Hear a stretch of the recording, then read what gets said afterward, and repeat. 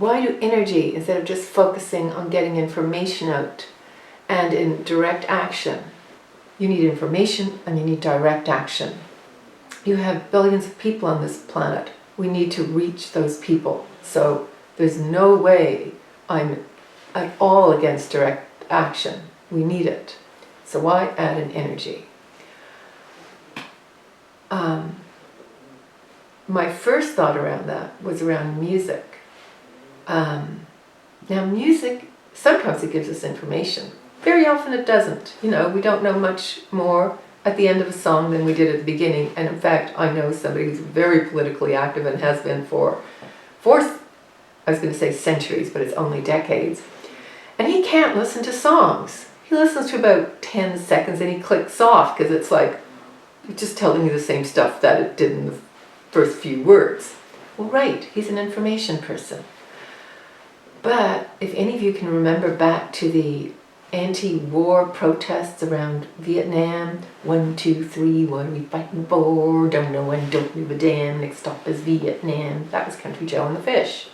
And there were so many others. There was Imagine from the Beatles, Imagine a World. And in fact, it's a world without religion. But it's a very moving song. So many of us are incredibly moved by something that isn't information. And it will lead us to solidify beliefs, to come to beliefs. We play this in our minds. So those of you who say, why energy? It's like, energy is something that we just use generally. If we play an upbeat rock song, you know, while we're trying to get the housework done fast, that's we're trying to change the energy from, oh my God, do I have to do this, like I hate vacuuming, to, this is fun. And what we're saying, the song is fun, but our energy is changed. So energy for me is incredibly powerful. And I have a story about it, and it's about my first dog as an adult, Brandy. One fall she was dying, and it was very clear. She'd had 5 cancer surgeries, nothing more could be done. I'm going to talk about her last day. The vet was coming in the evening. And what I played for her was music. It's energy that's moving me. It's not the fact that I remember my dog dying. I remember that all the time. It's when I connect with an emotion, and I'll tell you, music does so much. The song my dog connected with was Ave Maria. Never been much of a song for me, but I was playing Christmas music because it was shortly before Christmas. How does energy move us? My God, it moves us so much. Like the memory moves me. This is how we need to move people. We need to connect them with feelings, with love, with care, and get them active. So many of them are dry and angry and walled off. Well, anyhow, my dog connected with that song. When that song started playing, her legs relaxed, her body relaxed totally. And I just watched it. Well, at the end of the song, some other song came on and she, scrunched up a little. Well, this was back in record playing time. I put it back to the beginning of that song and she was at peace. So how does energy move us? It was the energy of the song, the emotion in there. I remember as a child loving Silent Night, as an adult much more, Amazing Grace. And I also love upbeat songs like Hopelessly Devoted to You from Grease, and I love Grease Lightning. All of these move our energy. So I think we need to tap into our own energy, and we need to tap into the energy of the people who are not listening. We need in some ways to reach across to them. Energy adds another dimension. I also know that many of us are cut off from a lot of our own energy. I know so many counter-jihadis who basically talk to each other, or write to their friends, or send out to their friends. It's like, that's the circle. It obviously is not enough. These are good people. They listen, they care. So my question is, could we use energy to go further? Of course, it's not just energy. They may need more information. For example, more techniques on how do you reach people? What's the best way to broach the subject? And for that, I keep telling people, please go to Citizen Warrior. But I want to go to that many of us are often blocked at something or another. A huge thing in the West has been recovering from childhood trauma, by meaning that because things have happened to us in childhood or early adulthood, there are ways that we're not as strong, as powerful, as together as we could be. So with that, again, I go to another kind of energy, which is something that I really appreciate, entirely secular again, but not against any religion, which is tapping, and that's tapping on acupressure points. What can that do? Well, if you unblock something, both in yourself and in others, that can mean you will be more effective. If, for example, if you have a hard time hearing what people are saying, or if you have a hard time saying certain things without exploding, this can be really important. So why energy as well as all the other things? Because it'll increase our power.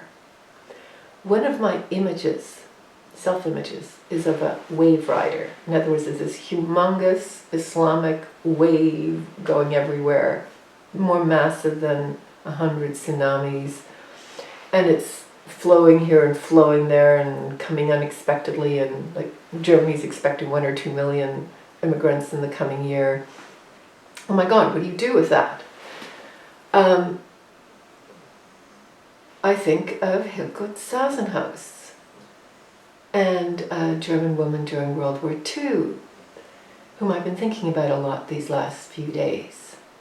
She had a chance to get out of Germany and stay out. She holidayed in England the year before the World War II began. That doesn't mean she wouldn't have been caught up in World War II. I don't know what she would have done, but she really cared. She would have done something. But she chose to go back. And she didn't become part of the Nazi machine.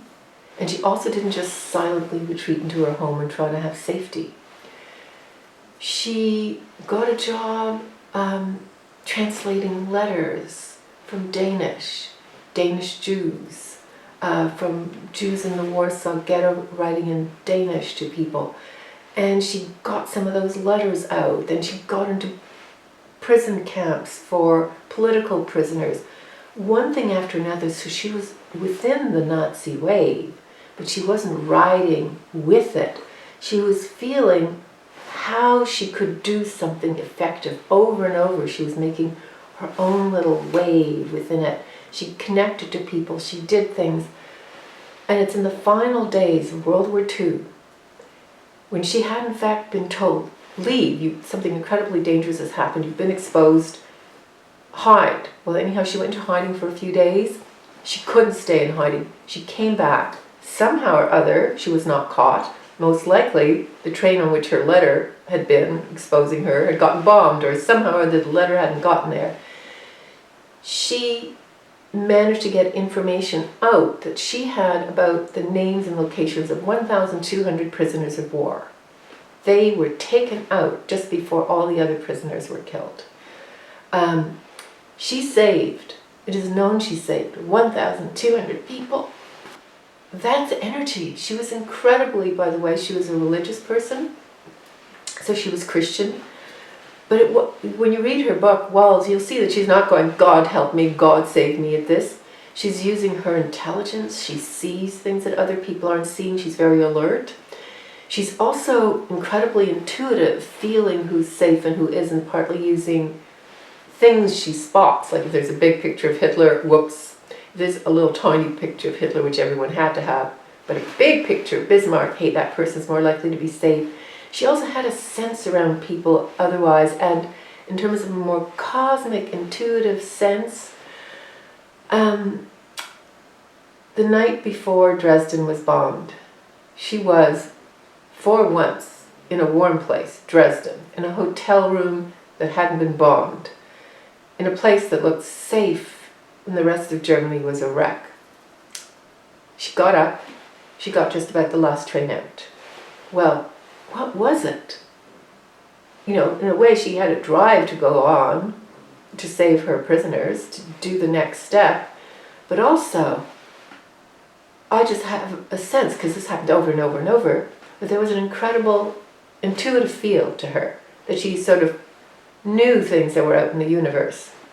For example, by the time she left, the planes were leaving England. The planes that were going to bomb Dresden. And even if they hadn't left yet, everything was known. Everything was getting ready. The bombing of Dresden was there. It was as if it had already happened. There was nothing going to stop that. Who else knew about it? Hundreds of thousands of people died. Safe, so they thought. She didn't. Over and over, she didn't. And in fact, she records around her one death after another of people who were playing it safe, riding out Germany, trying their best just to survive, or making money on the black market and dying of TB. I see her as incredibly energy connected, and I also see that she had her parents on her side in more than one way. One most important way, I think, is they showed her about being energy connected to herself. They did not try to, you must do this, you must do that. So when Hitler came to power and everyone was going to have to do Heil Hitler, she told her father, I can't do that. And she was in, I think, her last year of high school. And he said, is it worth it, the risk, if you don't do that? So she went to school not knowing what she would do. She went to school, and when they had to say Heil Hitler, instead of raising her hand forward, she raised her hand sideways, and there was a window over there. And she smashed her hand through the window. There was blood everywhere. Whoops, she was not asked, go do Heil Hitler, right? She was rushed to be taken care of in the blood and all. And after that time, no teacher ever asked her to do Heil Hitler. So everybody turned a blind eye. Now, I am sure that at her school, the people would have preferred no Heil Hitler, so she had nobody reported her, but still over and over and over that intuitive self. And notice her father didn't say, don't do Heil Hitler, or do Heil Hitler, it's not worth it. He let her be attuned to herself. And she was 1,000 times over. And yet at the same time, her parents did so much. For example, her mother, as she found out, was bringing fake passports to Jewish people so they could get out of Germany. And there's other things that her mother was doing that she didn't know about, but in other words, she was around her. There was effective action. So I really love that story. By the way, you might want to read the book Walls on the Power of Energy. So why energy? Why? Because it connects with everything else. It can amplify everything to the 1,000th power. And I will say we absolutely need that. With the massive amount of power of Islamism, of Islam, of Islamic ideology, we need to be as effective as possible in reaching people, acting effectively, informing people. So I am for everything that helps us. And for you it may be prayer. For someone else it may be meditation.